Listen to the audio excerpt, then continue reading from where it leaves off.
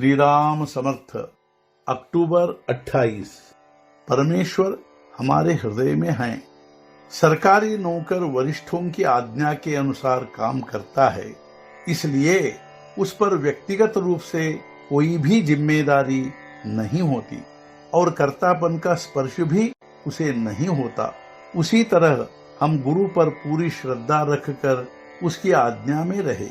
लाभ हानि भगवान जाने, जिम्मेदारी गुरु पर, और वही हमसे यह साधना करवाता है, इसलिए उसका उत्तरदायित्व भी उसी पर होगा। इससे भी आगे बढ़कर यह कहा जा सकता है कि जो भी घटता है वह सब उसी की इच्छा और सत्ता से घट रहा है, वह उसी की सेवा है। ऐसी दृढ़ भावना रखकर हम कर्तापन की भावना से पूर्ण मुक्त हो सकते हैं। यदि ऐसा हो तो जो घटता है वह उसी के कारण घटता है, वह उसी की सेवा है। प्रधान बात तो यह है कि परमात्मा हमारे हृदय में है, हम उसमें हैं, हम परमात्मा ही हैं, ऐसी दृढ़ भावना चाहिए। इसके बीच की कड़ी यह है कि परमात्मा हमें देखते हुए हम सब कर्म कर रहे हैं, ऐसी भावना, ऐसा भान होना आवश्यक है। इसके कारण हमारा अभिमान पूरा नष्ट नहीं हुआ तो कम से कम अपने हाथों से दुष्कृत्य तो नहीं होंगे। तीर्थ को तीर्थत्व यदि हम अपनी भावना से नहीं देते तो फिर वहां पानी और पत्थर ही होते हैं। हम काशी या गंगा कहते हैं तो हमारे मन में पवित्रता के संस्कार उद्भूत होते हैं, किंतु वहां के रहने वाले कई लोगों में वैसा भाव नहीं होता, इसलिए वे बरसों वहां स्नान करने भी नहीं जाते।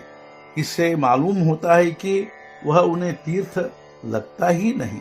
तीर्थ क्या हमारी भावना से ही तीर्थ नहीं बनते? तो फिर वे हमारे घर में ही क्यों नहीं बनाए जा सकते? इसके लिए वैसा दृढ़ भाव चाहिए। वैसा दृढ़ भाव होना संभव न हो तो तीर्थ स्थान को जाए, और आर्थिक दृष्टि से वह भी संभव न हो तो काशी जाऊंगा ऐसा नित्य कहते रहे, यानी काशी का स्मरण तो करते रहे, तो उससे पवित्रता के संस्कार उद्भूत होंगे और मन पवित्र होगा। भगवान सर्वत्र ओतप्रोत है, किंतु उन्हें अपनी भावना से प्रकट करना चाहिए।